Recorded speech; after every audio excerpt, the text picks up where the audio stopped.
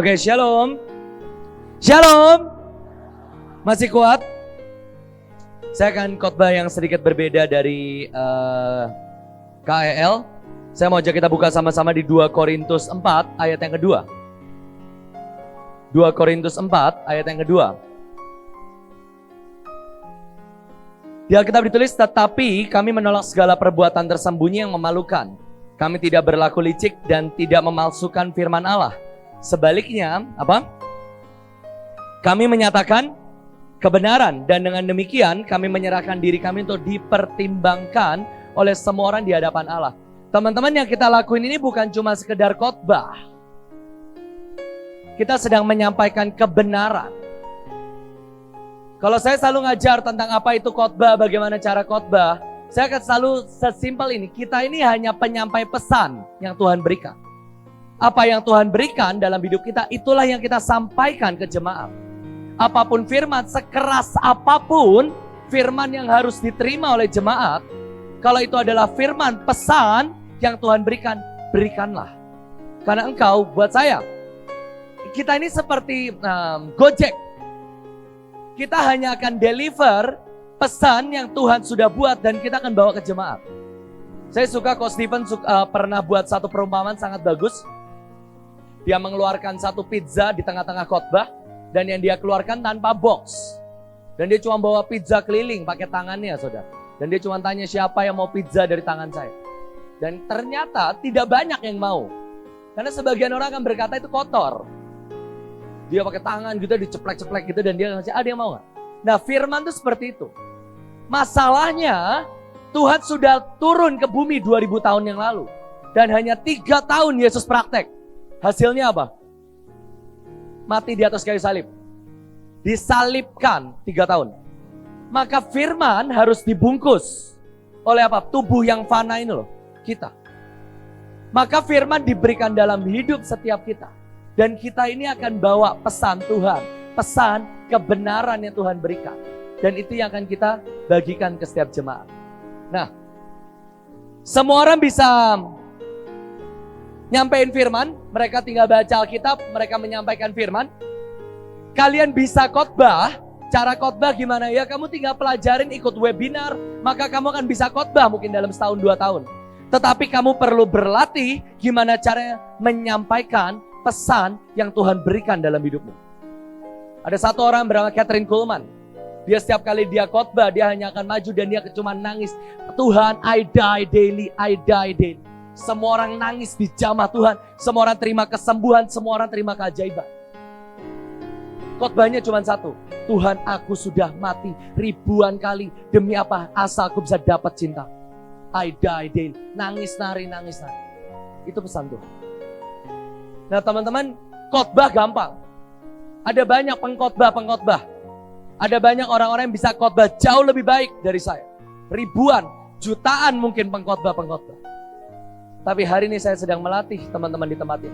Bukan menjadi pengkhotbah, tapi jadi orang-orang yang akan bisa menyampaikan pesan Tuhan. Hari itu Pak Yusak pernah berbicara gini.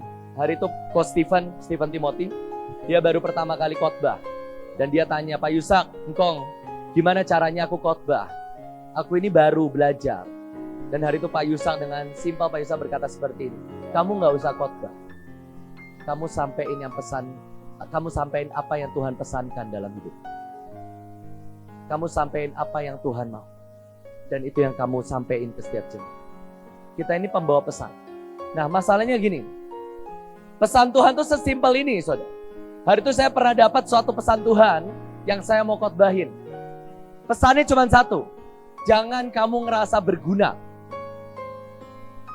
Khotbahnya cuma satu. Pesannya cuma satu. Kamu jangan merasa berguna. Kamu jangan merasa dicintai Tuhan karena kamu khotbah pengurapan, berkat keuangan, keluargamu diberkati, kesehatan. Jangan berpikir kamu ini dicintai Tuhan. Jangan-jangan Tuhan cuma butuhin kamu. Dan hari itu saya bikin catatan, saya minta teman-teman cari. Coba pelajarin, memang ada ya di Alkitab. Orang yang gak dicintai Tuhan, tapi dia dipakai Tuhan. Ternyata banyak saudara. Yang paling merema dalam hidup saya adalah kodok. Kok bisa kodok dipakai Tuhan? Hari itu Mesir membutuhkan penghukuman Tuhan. Tuhan pakai kodok nggak? Kodok dicintai Tuhan nggak, saya tanya? Kodok dicintai Tuhan nggak? Ya mungkin tetap ada lah ya kasih Tuhan. Tapi kodok nggak pernah dicintai Tuhan. Tapi kodok dipakai nggak? Ayam. Ayam dipakai Tuhan nggak? Dipakai untuk menobatkan Petrus. Tapi Tuhan mencintai ayam nggak? Roh maut dipakai Tuhan nggak? Roh dusta dipakai Tuhan nggak? Tapi dicintai Tuhan nggak? Jangan pernah kamu merasa kamu ini dicintai Tuhan karena kamu terima semua berkat. Wah, saya pun tertemplak, saudara. Karena itu rema pribadi. Dan itu yang saya khotbahin, saya share, saya sampein pesan Tuhan. Jangan sampai kita ini ngerasa diberkati Tuhan. Mahanaim sebesar ini. Jangan-jangan kita cuman ayam-ayam dan kodok-kodok di akhir jam. Itu khotbah saya pribadi, saudara. Tapi pesannya cuma satu. Pesannya apa? Jangan kamu ngerasa. Kamu harus pelajarin. Cara kamu pelajarin gimana? Kamu bisa pelajarin bahasa aslinya. Siapa yang di sini handphonenya Android? Handphone Android. Oke, yang handphonenya iOS, Apple dan teman-temannya. Ada yang masih pakai Windows Phone? Ada yang masih pakai Nokia jadul? Oke ya, rata-rata semua sudah pakai ini Android dan Apple. Teman-teman bisa download namanya Blue Letter. BLB, Blue Letter Bible.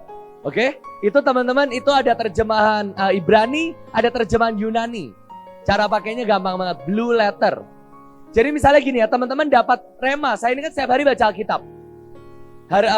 Minggu lalu saya lagi baca tentang Mazmur. Saya lagi baca kitab Mazmur dan saya penasaran arti kata selah. Selah, ada yang pernah pelajarin di Alkitab? Kitab Mazmur, Habakuk itu ada kata selah. Ada yang pernah pelajarin? Ada ya. Hari itu gini, apa ya Tuhan selah? Saya coba cari selah itu apa? Nah, saya pakai Blue Letter Bible. Khotbahnya nanti panjang lagi ya. Oke, tapi teman-teman juga bisa pakai Blue Letter Bible. Bisa di-download, tunggu wifi masing-masing, oke? Tapi teman-teman juga bisa pelajarin dari khotbah hamba-hamba Tuhan lain. Yang menemukan tentang jangan kamu merasa diberkati Tuhan karena kamu dicintai Tuhan. Tuh Kak Christian. Kok Jos punya beberapa teman yang coba dia pelajarin Alkitab. Waktu saya baca ini Tuhan yang ngomong. Ini benar-benar Tuhan. Teman-teman juga bisa dari buku, dari kesaksian, dari hamba-hamba Tuhan lain, dari berbagai bahasa, cara apapun teman-teman. Tapi coba pelajari. Kita ini chef. Kita Gojek, kita ini chef. Tuhan kasih pesan apa? Misalnya Tuhan kasih pesan tentang apa yang jadi rema dalam hidup teman-teman apa? Ada? Yang lagi jadi rema buat setiap teman-teman? Contoh, saya lagi baca tentang kitab Amsal. Dan yang jadi rema buat saya, kenapa orang sepinter Salomo bisa kehilangan Tuhan? Simple. Kenapa orang sepinter Salomo, dia melihat semua mujizat keajaiban yang bapaknya buat Daud, kok dia bisa kehilangan Tuhan? Itu rema. Sisanya kamu masak. Nah, hari ini kita akan belajar, teman-teman. Kita akan belajar teknis. Gimana caranya supaya teman-teman bisa menyampaikan pesan Tuhan dengan baik. Masalahnya cuma satu. Tuhan melihat hati, tetapi manusia. Tuhan melihat hati, tetapi manusia melihat apa yang di depan mata. Jadi kalau teman-teman bawa pesan Tuhan bagus, teman-teman bawa pizzanya enak nih, udah masak, udah bikin pizza the best. Tapi kamu bawa, maaf ya, pakai celana pendek kucel, terus nggak ada boxnya, pegang pakai tangan, pakai kering. Ada orang yang mau makan nggak? Nah itu masalahnya. Pesan Tuhannya original. Amin. Pesan Tuhannya tetap diurapi. Amin. Firman Tuhan gak bisa basi. Amin. Tapi kita yang bawa ini loh. Makanya hari ini kita mau belajar sama-sama. Saya minta semua yang baju putih boleh bangkit berdiri. Saya minta semua yang baju putih berdiri di tempat masing-masing. Sorry. Yuk berdiri di tempat masing-masing. Saya minta yang di tengah ngadepnya ke belakang. Yang di depan, semuanya ngadepnya ke belakang, maaf. Gak apa-apa, berdiri aja, berdiri. Nggak dapat duit sih, tapi gak apa-apa lah berdiri ya. Semua ngadep ke belakang. Mana yang menurut kalian berdirinya paling pede? Yang paling minder mana paling minder? Oke, yang baru putih boleh duduk, boleh kasih tepuk tangan buat teman-teman yang sukarela. Masalahnya, orang cuma nilai kalian dari 10 detik pertama. Tadi kalian lihat orang berdiri bisa kelihatan nggak? Ini minder, ini percaya diri, betul nggak? Tadi nggak sampai 10 detik. Kok kalian bisa menilai? Itu jahatnya manusia. Orang cuma nilai dari 10 detik pertama dan dia akan judge. Contoh, saya masuk. Baru khotbah ya.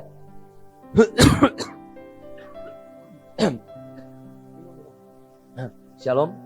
Teman-teman nilai saya apa? Lagi gak enak badan. Sepanjang 60 menit saya khotbah tanpa batuk. Yang dinilai apa? Lagi gak fit. Betul gak? Itu jahatnya mata manusia. Tapi kita harus deal dengan itu. Teman-teman, yang pertama catat. Manusia melihat apa yang di depan mata. Manusia hanya menilai 10 detik pertama. Make it perfect. Coba bilang ke kiri kanannya, make it perfect. Pastikan 10 detik pertamamu adalah 10 detik yang paling confident, paling percaya diri, paling dominan, paling keren, paling kece. Manusia melihat yang di depan mata, bro. Tuhan membawa kesembuhan. Percaya gak? Nyebelin ya. Bener gak Tuhan bawa kesembuhan? Bener. Tapi yang bawa gak kelihatan pede, gak kelihatan bener. Itu masalahnya. Itu jahatnya mata manusia. Makanya 10 detik pertamamu harus sempurna, teman-teman. Pastikan 10 detik pertamamu ini confident yang pertama. Simple. Coba semua duduk yang santai, gak usah berdiri ya. Duduk yang santai. Santai aja. Badan tuh tegak. Biasa aja. Tegak. Tegak itu bukan membusungkan dada. Tegak. Nah teman-teman yang kalian tahu kalian tuh bungkuk. Kalian push up aja atau pull back up di rumah. Kenapa? Orang itu nilai kok. Orang itu akan menilai. Jadi misalnya kayak gini ya. Saya mau khotbah nih. Gini. Shalom semuanya. Bukan karena kekurangan ya. Oke lah kalau kamu punya kelemahan tulang. Berdoa minta kesembuhan. Tapi kalau kamu memang posturmu gak bagus gini. Shalom semuanya. Orang gak akan percaya kamu aja gak percaya diri. Gak usah lebay. Shalom. Apa kabar? Nah itu kan gak nice ya. Udah biasa aja gini. Shalom semuanya. Tuhan Yesus baik, amin. Berdirimu yang pede. 2. Ini simpel ya 10 detik nih. Jangan tertutup. Manusia itu akan nilai. Kalau tanganmu gini, orang akan nilai ini hamba Tuhan niat khotbah gak sih? Karena tertutup. Buka aja. Biasain tangan, jangan gini. Shalom semua. Hari ini gue mau khotbah. Wah, gitu ya. Nggak, santai aja, nggak usah tertutup, nggak usah minder, santai. Buka. Biasain kalau teman-teman mau khotbah, buka. 3 teman-teman. Baju. Coba kalian lihat baju kalian masing-masing. Cocok nggak buat hari ini? Cocok nggak? Ya tergantung. Saya pernah khotbah di Papua. Khotbah saya di Papua itu benar-benar maaf di gereja tradisional. Dan saya harus pakai, di Malaysia. Saya harus pakai dasi, harus pakai jas. Harus pakai sepatu pantofel. Saya begini nggak diterima teman-teman. Wah diusir saya. Tapi buat saya khotbah di hari ini, baju saya proper nggak? Bahkan koel aja menurut saya masih oke lah. Anak muda kan, anak muda kaos, rip jeans ya oke lah gitu. Tergantung. Kalian harus bisa pemetaan teman-teman. Oh itu kayak itu poin kedua. Tapi ingat, kalian ini adalah dutanya Tuhan. Bilang lagi, dutanya Tuhan. Loh kalian ini pengen bawa pesannya Tuhan. Di Alkitab itu ditulis ada orang-orang pembawa pesan. Pesuruh-pesuruh cepat bahasanya Esther. Kalian ini dutanya Tuhan. Masa dutanya Tuhan begini sih? Saya pernah khotbah di Bantar Gebang.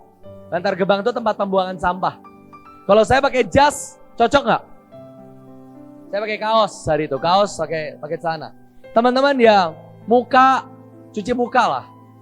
Muka kalian jangan lusuh, jangan yang dekil gitu ya. Kalau teman-teman naik motor, ke toilet aja bawa sabun muka, cuci muka. Pastiin mukamu seger.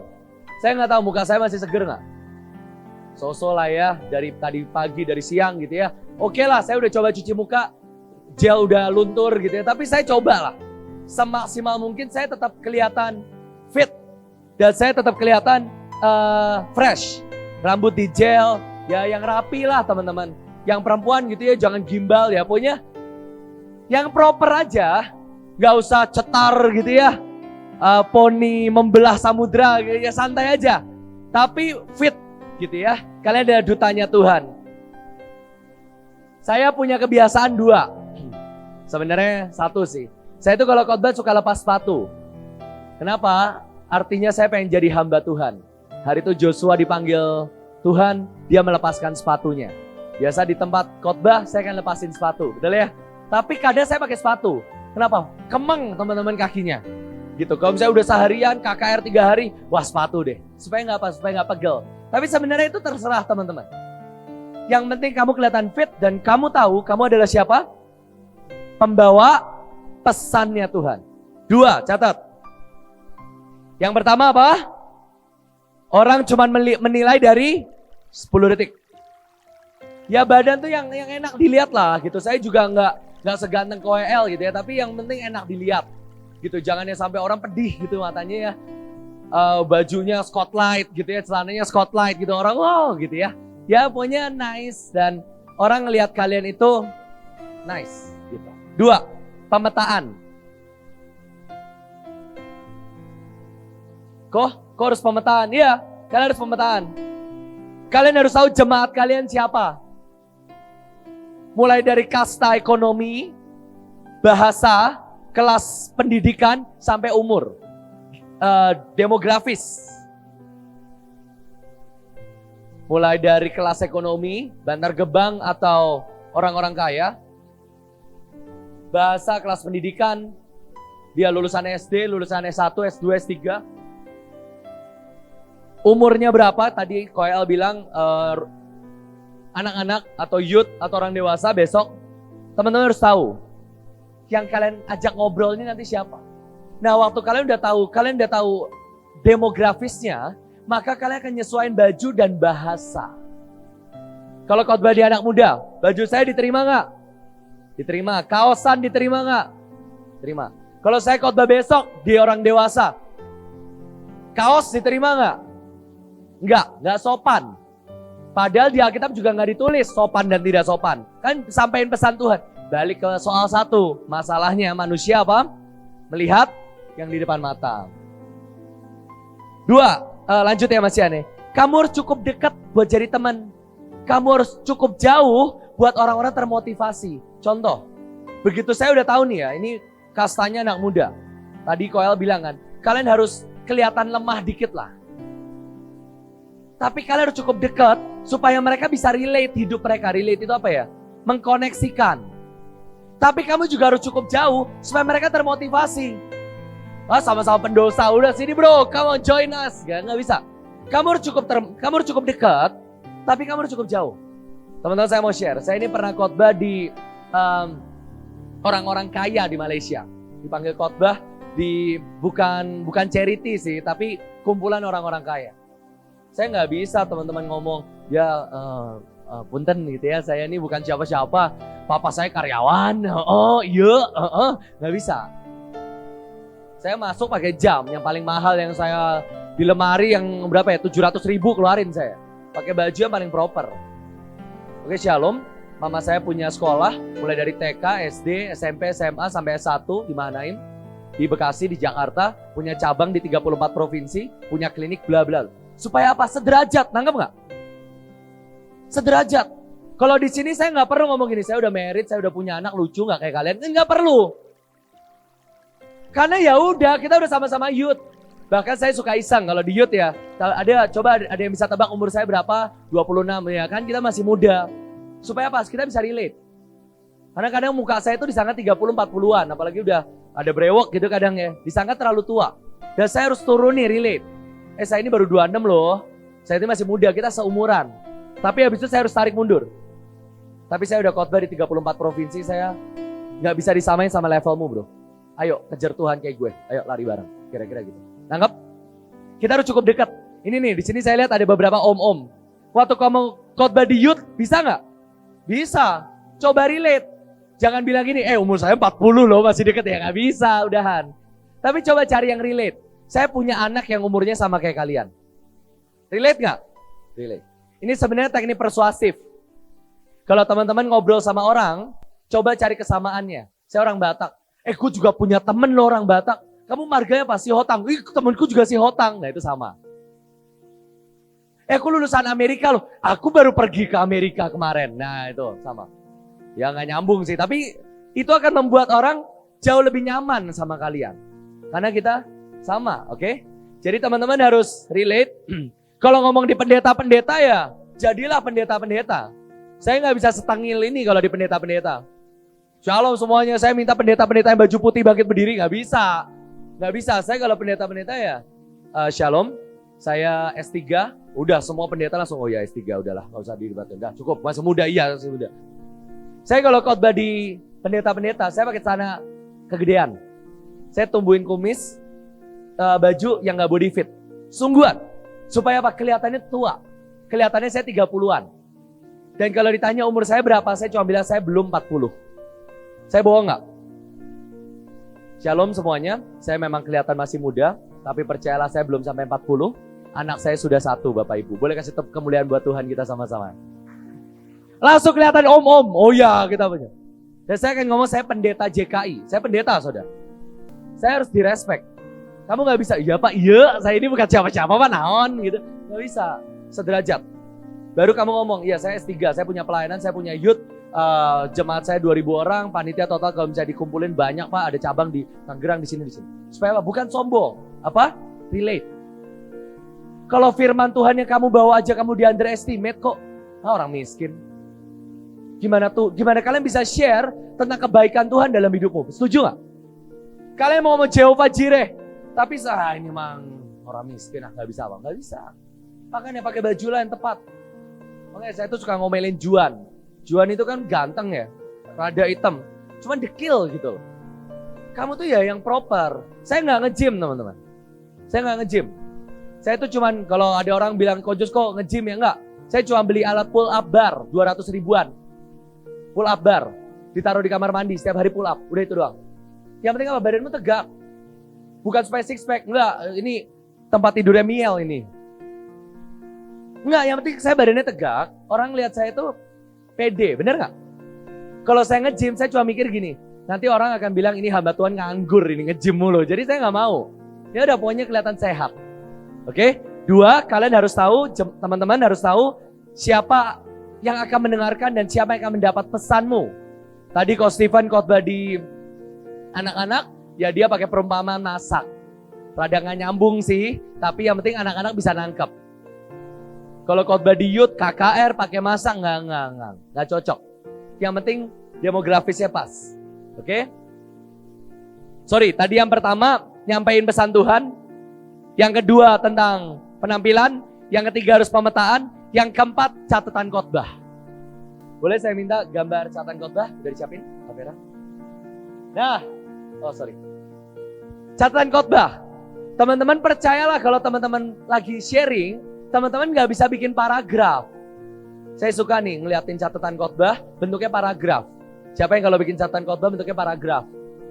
Kalimat. Gak akan sempat kebaca teman-teman. Karena kalian cuma lihat, ya. Siapa yang di sini sudah kuliah atau SMA? Boleh angkat tangan? Yang sering presentasi. Presentasi yang benar itu cuma kalimat di PowerPoint. Anak STT mana di sini anak STT? Ini anak STT ya. Jangan paragraf, kalimat. Jadi semua PowerPoint, semua catatan itu paragraf. Semua poin, semua kalimat, jangan paragraf. Karena kalian gak akan sempat baca paragraf. Nah, aku sempat screenshot catatan khotbahku. Nah ini, teman-teman saya akan promosi aplikasi yang kedua, namanya Evernote. Saya promosiin ini ke semua orang, kenapa? Dengan teman-teman download Evernote, kita bisa kirim-kiriman khotbah, asik. Saya bisa share dan teman-teman bisa langsung masuk ke aplikasimu, Evernote, aplikasi Gretong, ya oke? Semua aplikasi saya gratisan teman-teman. Nah ini catatan saya nih. Ini khotbah tentang roti yang habis. Oke, tadi KL tentang roti hidup, ini roti yang habis. Ayat, poin dari ayat ini, Bethlehem artinya rumah roti, tapi hari itu Naomi pergi ke Moab sebab nggak ada roti di Bethlehem. Moab yang meminta Bileam menguntungi Israel, Moab adalah hasil dari incest. Moab 7 hari jalan kaki. saat nggak ada makanan di rumah, orang terpaksa pergi keluar. Saya bold, karena saya nggak akan sempat baca kalimatnya. Nggak usah difoto teman-teman, ini catatan khotbah pribadi. Saya bold, karena yang saya baca kan gini, saya khotbah, nyontek. Khotbah, nyontek. Yang saya bisa baca cuman ini. Bold, highlight, underline, harusnya ada underline. Karena saya nggak bisa baca. Karena terlalu cepat, kecuali kalau teman-teman khotbah gini. Ya saya kan khotbah tentang, kan kita nggak baca kan. 7 hari jalan kaki, bahkan ke tempat yang tidak layak. Kesaksian, pengalaman ke diskotik. Perlu orang-orang yang dipisahkan dari dunia dan menjadi Bethlehem, bla bla bla bla. Ini catatan khotbah. Sisanya teman-teman bisa bikin sendiri di catatan yang lain, Evernote. Evernote, Evernote, aplikasi gratis, gambarnya gajah. Itu bisa highlight, bisa ganti warna, bisa italic, bisa underline. Nah buat saya itu aplikasinya paling bagus. Kenapa? Kalau one day teman-teman gak bawa handphone atau handphonemu lowbat, bisa login di handphone orang lain, catatanmu balik. Gitu. Jadi buat saya simpel banget. Saya pernah handphone saya lowbat, harus khotbah, saya pinjam handphone orang, saya login. Ya udah, saya khotbah lagi. Gitu. Karena kalau aplikasi-aplikasi lain suka Android nggak bisa, Apple nggak bisa, nah itu susah banget. Ini catatan khotbah namanya. Ya, jadi kalau teman-teman punya catatan khotbah, bikinnya per poin. Tangkap ya? Bikinnya per poin, terus tambahin kesaksian. Supaya apa? Supaya hidup. Oke, sampai sini masih bisa ngikutin? Masih bisa ngikutin? Boleh kasih tepuk tangan buat teman-teman semuanya. Yang lebih keras, bisa yang lebih keras? Yang paling keras bisa? Oke. Nah, teman-teman juga harus persiapan. Teman-teman harus persiapan khotbah. Kalau saya dulu di awal-awal, teman-teman coba baca aja khotbahmu. Kalau teman-teman baca setengah jam, kira-kira nanti hari H 45 menit lah. Karena nanti kalau teman-teman ngomong kan lebih panjang daripada ngomong di hati. Jadi coba latih sampai kamu loncer. Apa ya, loncer itu lancar. Teman-teman juga harus persiapan. Contoh saya ini tangan gak bisa diam. Ada yang merhatiin gak? Tangan saya mainan bulpen. Tangan saya ini gak bisa diam. Kalau gak ada bulpen, tangan saya akan canggung banget. Tangan belakang, tangan ke sini, kayak kantong. Jadi saya selalu punya mainan. Buat saya, memastikan tangan saya ini nggak ganggu kalian. Karena, apa ya, ya kebiasaan buruk sebenarnya. Kebiasaan buruk. Kaki suka jahit, yang dari tadi nih. Yang jahitnya udah sampai, nggak tahu udah jadi berapa jubah kalian. Tahu kan?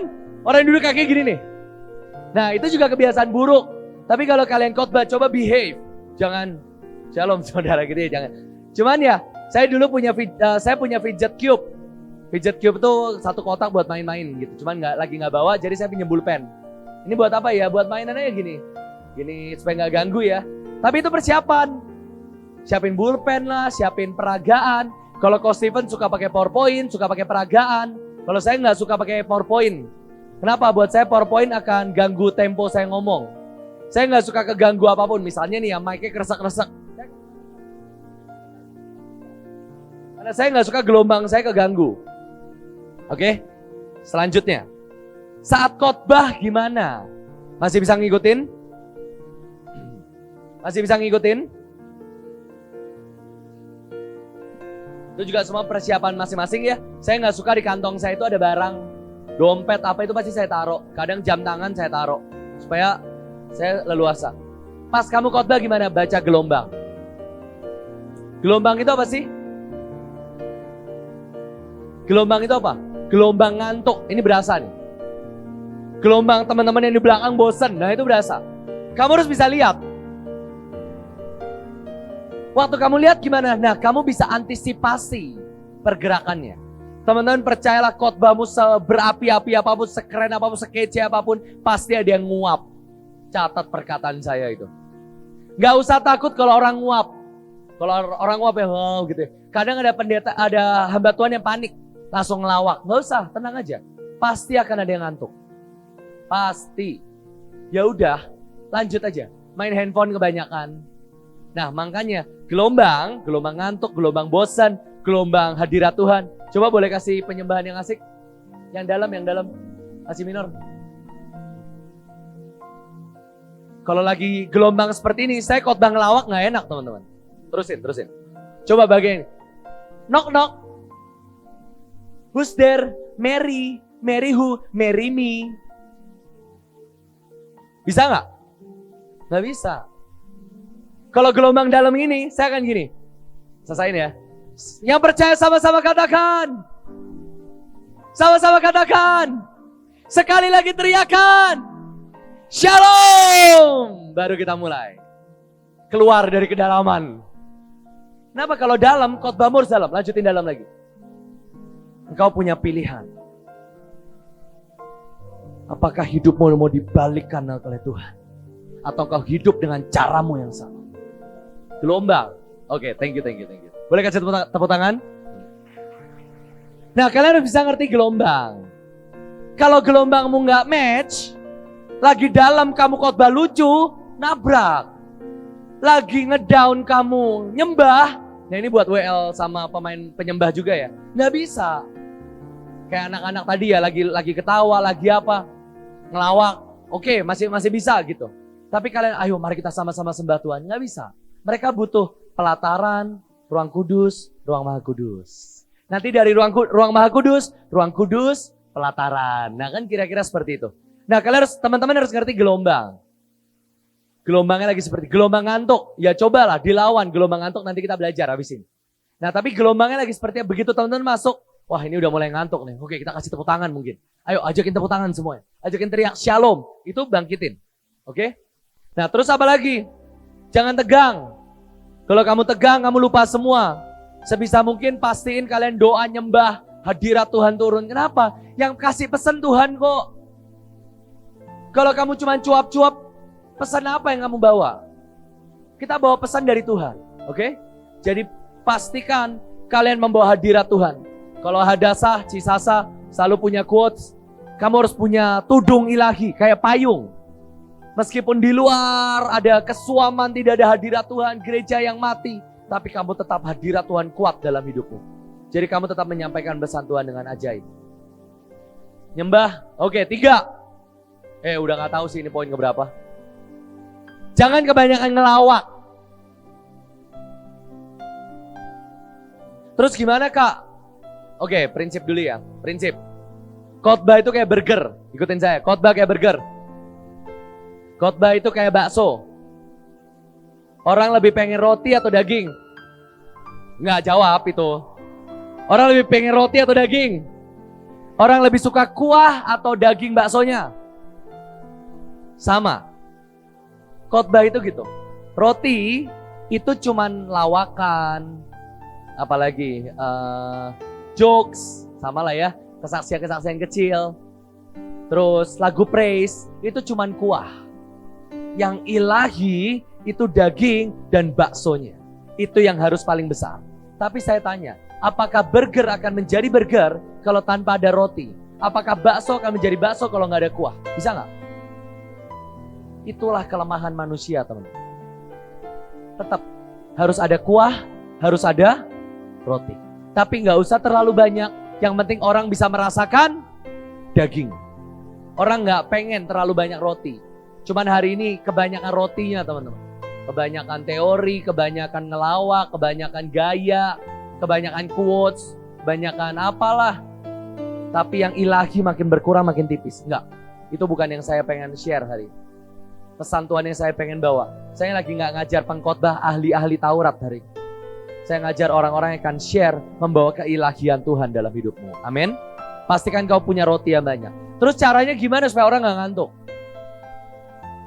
Orang suka yang kontras. Oke? Kontras itu apa? Beda. Contoh, teman-teman dari tadi perhatiin gak? Nada saya dari pelan, cepat, terus suaranya lembut, keras. Itu kontras. Misalnya saya tiba-tiba bisik-bisik. Nah kalian harus lihat semua yang di belakang. Tiba-tiba ngelihat saya semua lagi. Kenapa? Mereka bingung. Ini kok bisik-bisik tiba-tiba. Hari itu Yesus berjalan. Dan tidak ada satu orang pun. Nah nengok semua kan langsung. Kontras. Tepuk tangan. Enggak. Maksudnya kaliannya. Hari itu Tuhan. Kontras. Body language. Pastiin gaya bahasa tubuh kalian itu nggak kaku. Nggak, shalom semuanya. Kepada bendera merah putih hormat. Nggak, free aja. Tapi jangan terlalu asik. Oke saudara, hari ini saya nggak. Jangan lebay, tapi biasa, terbuka aja. Nah terus juga orang kan suka yang kontras ya. Jadi kadang ada lawakan, pelan, cepat, suara lembut, keras. Itu akan buat orang nggak ngantuk. Kesaksian. Teman-teman, saya mau kasih teman-teman satu rahasia. Wah, semangat. Saya mau share yang terakhir. Poin keempat. Yang paling terakhir dan untuk penutup. Nah, itu sebenarnya 4, 5, 6. Tapi orang suka dengar kata terakhir. Setuju nggak? Poin saya kedua, poin saya pertama, kedua, terakhir, paling terakhir dan penutup. Kalau saya biasa gitu. Supaya orang apa? Nggak ngantuk. Kalau poin ketiga, apalagi udah poin keempat, poin kelima, poin ketujuh, orang ini kapan selesainya? Poin yang terakhir teman-teman, Tuhan akan mengubah hidupmu. Yuk lanjut PPT selanjutnya, poin yang paling terakhir teman-teman. Dan poin penutup, paling penutup teman-teman. Itu orang suka. Orang akan otomatis nengok ke kalian. Lawakan, jokes itu tetap lucu. Kesaksian pribadi, itu juga tetap menarik. Terus rahasia. Terus apa lagi? Kesaksian-kesaksian lucu. Ngomong tentang, apalagi kalau ini anak muda ya, mantan. Kata-kata yang sensitif tapi lucu, jomblo. Itu kuah bakso. Perlu banyak gak? Tapi perlu ada gak? Kadang. Contoh, nih ya lagi ngomong tentang Ruth dan Naomi. Hari itu mendadak Ruth jadi jomblo. Hahaha gitu kan. Lucu lah buat anak muda, tapi ya gak usah terlalu banyak. Tapi ya minimal teman-teman tahu cara buat nanggulangi orang-orang yang ngantuk. Caranya seperti itu, oke? Setiap orang punya ciri khas, nggak usah sama persis. Saya suka lihat copycat.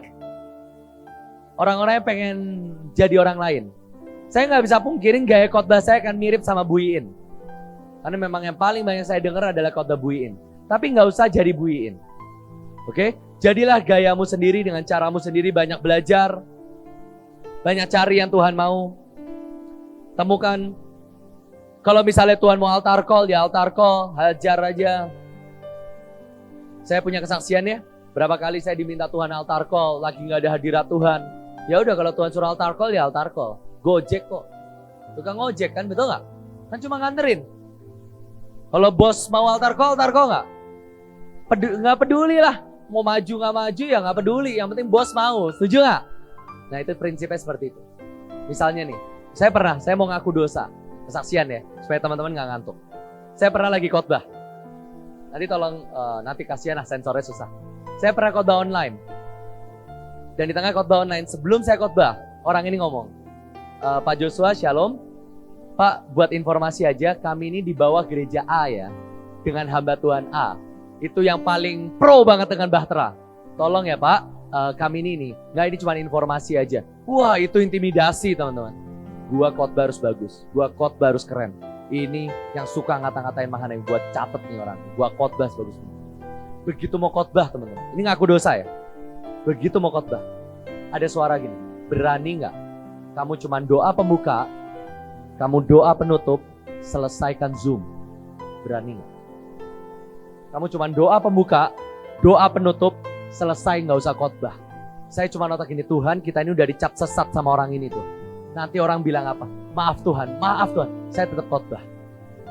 Saya tahu saya salah hari. Hari itu Pak Yusak Cipto pernah khotbah di KKR. Maju pegang mic. Tuhan ngomong, turun. Dia turun. Dimaki semua orang, sesat. Kita udah jauh-jauh ke sini. Sejak hari itu, bahkan Pak Yusak sampai hari matinya, Pak Yusak bilang, aku nggak tahu kenapa Tuhan suruh aku turun hari itu. Sampai hari mati. Tapi teman-teman tahu gara-gara satu peristiwa, orang nggak lagi nganggep Pak Yusak dewa. Dan orang jadi kembali cari Tuhan, bukan cari Pak Yusak. Tapi hari itu ujian yang sama dikasih ke saya. Maaf ya Pak, saya ini dari gereja A, hamba Tuhan A. Saya langsung kicep teman-teman. Dan saya tetap khotbah. Saya tahu saya nggak lulus ujian. Tapi ingat, kita ini cuma pembawa pesan. Pesannya si bos yang harus kita sampaikan. Jadilah pembawa-pembawa pesan. Amin. Masih bisa ngikutin? Ini udah masuk ke tips nih, habis ini udah mau selesai. Nggak, ini nggak nipu-nipu ya. Habis ini saya pengen teman-teman coba latihan. Jadi saya minta teman-teman masuk dalam kelompok, coba siapin aja, atau saya nanti pakein catatan khotbah saya, teman-teman coba khotbahin aja. Coba dengan gaya bicara yang benar dan catatan khotbah yang benar, karena kita masih ada waktu. Oke? Tips, ini tips-tips buat kalian.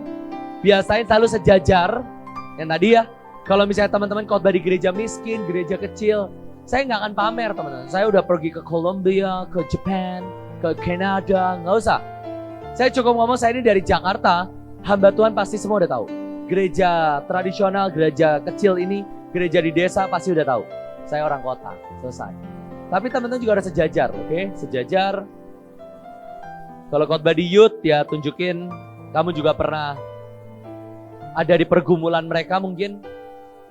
Kalau di orang kaya ya tunjukin gimana caranya. Sederajat sebisa mungkin ya. Ya kalau kok saya nggak pernah keluar negeri, saya juga miskin. Gimana kok kalau saya harus khotbah di orang kaya? Oke, sampaikan pesan Tuhan aja. Shalom.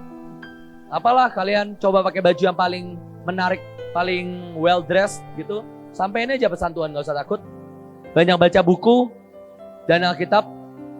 Saya kalau pilih buku tuh saya picky. Maaf ya, saya suka di sini karena ada AC. Kalau di situ panas. Saya ini kalau baca buku picky banget. Saya itu harus bahasa Inggris. Saya nggak suka kata yang diulang-ulang. Saya pernah baca buku tentang puasa. Setiap kalimat pasti ngomongin puasa, ini apa sih gitu. Saya picky banget soal buku. Jadi saya cuman baca beberapa buku, sisanya Alkitab. Dan saya ini sukanya nonton video-video baik dokumenter, baik kalian tahu ini nggak, di YouTube itu ada Bible Project. Bible Project itu salah satu yang saya tonton juga, bagus teman-teman. Banyak pelajarin. Supaya apa? Kalian punya wawasan yang banyak. Saya pelajarin buku tentang jenderal-jenderal, itu salah satu buku yang saya baca. Dan coba upgrade lah. Supaya teman-teman bisa kasih kesaksian, teman-teman bisa kasih perumpamaan, itu wawasanmu luas. Yesus saja khotbah pakai perumpamaan. Jadi teman-teman pun harus belajar khotbah dengan perumpamaan. Bisa pakai video, bisa pakai foto, PowerPoint, supaya nggak kaku, apapun. Dan terakhir, khotbah itu macam-macam, ada ngajar, ada KKR, ada khotbah di gereja. Beda nggak? Kalau khotbah di KKR gimana? Biasa waktunya nggak lama, karena jemaat berdiri. Biasanya nih, apalagi kalau outdoor. Jadi mungkin khotbah 15 menit, 30 menit, bam, altar call misalnya. Atau apapun lah yang Tuhan mau. Kesembuhan ilahi misalnya. Kalau khotbah di gereja, ya khotbahlah dengan pace yang pelan. Karena teman-teman ngajar. Atau apalah gitu.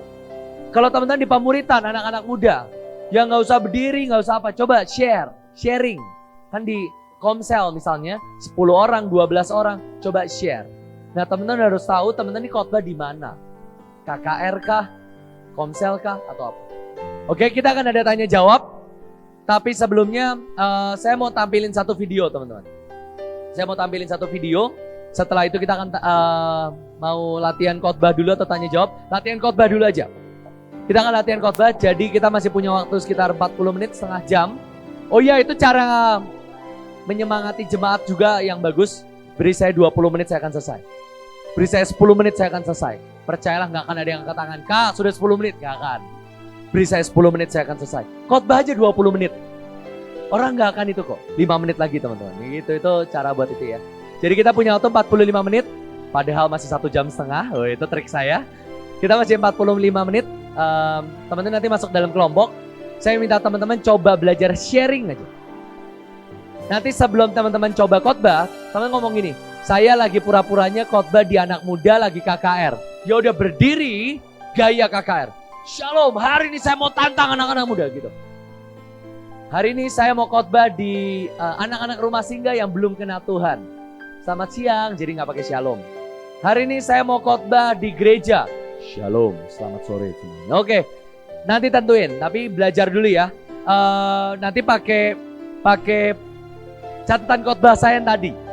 Catatan khotbah hanya tentang bagaimana Ruth dan bagaimana Naomi kehilangan semua isi keluarganya saat dia pergi ke Moab, bangsa yang dikutuk Tuhan. Tapi sebelumnya ini ada satu video saya mau terangin dikit. Begitu saya hening, semua yang di belakang langsung nengok saya lagi. Kenapa? Kontras. Dari berisik sudah hening. Oke, contoh aja ya. Nah, teman-teman, saya akan nampilin satu video. Videonya ini adalah tentang bagaimana gelombang itu sangat mengubah. Bagaimana perkataanmu, nada bicaramu, penyembahan. Coba penyembahan jangan dihentiin. Nanti balas chat pacarnya nanti aja. Gimana penyembahan itu bisa mengubah manusia. Makanya jangan pernah meremehkan deklarasi, pujian, penyembahan, deklarasimu, main musik. Itu semua sangat berdampak. Nah, ini ceritanya ada sebuah percobaan. Percobaan itu gini. Besi, plat besi, di bawahnya ditaruh speaker. Jadi speaker di atasnya ditaruh plat besi, terus dikasihin tepung kalau nggak salah, tepung atau apalah, bubuk. Dikasih bubuk dan nanti mereka nyanyiin satu nada dan itu bubuknya akan berubah sesuai itu. Oke? Kita akan lihat dulu sebentar videonya.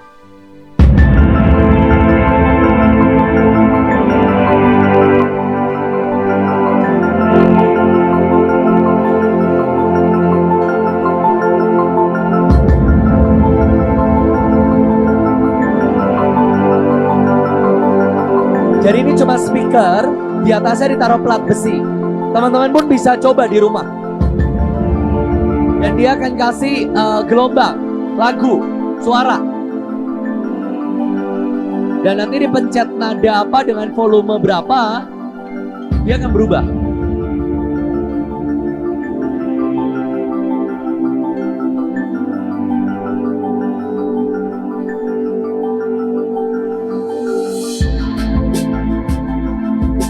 Semakin tinggi pitch-nya, dia bentuknya akan semakin berubah.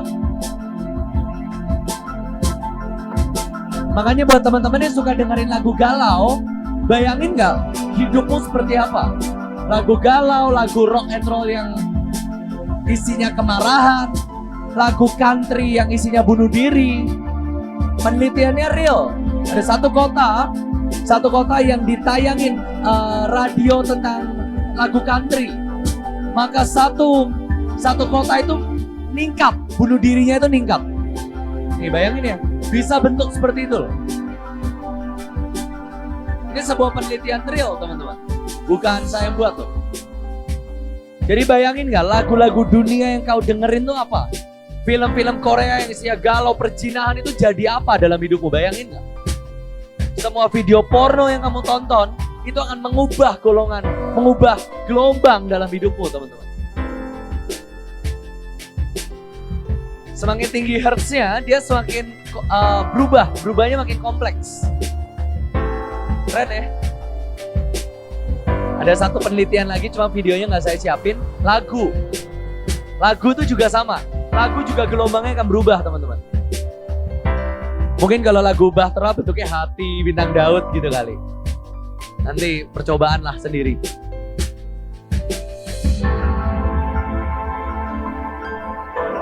Oke, udah cukup ya videonya ya. Oke, thank you. Ini gelombang teman-teman. Jadi setiap kali kalian sharing, setiap kali teman-teman khotbah, jangan dipikir itu sia-sia. Saya akan counter dikit yang tadi. Tidak ada satupun firman yang akan kembali dengan sia-sia. Sharing aja. Lu sampein pesan Tuhan, tidak akan kembali dengan sia-sia. Gelombang itu berubah. Teman-teman berasa gak sih kalau dengerin lagu galau makin sedih? Itu respon otak kok. Saya gak usah pakai Alkitab juga, itu respon, itu penelitian. Kamu nyalain lagu galau, otakmu akan bikin kamu makin sedih. Coba kamu dengerin khotbah gitu loh. Khotbah yang mantap, berapi-api, jangan khotbah yang penuh dengan quotes. Khotbah quotes itu apa ya? Khotbah cantik gitu loh.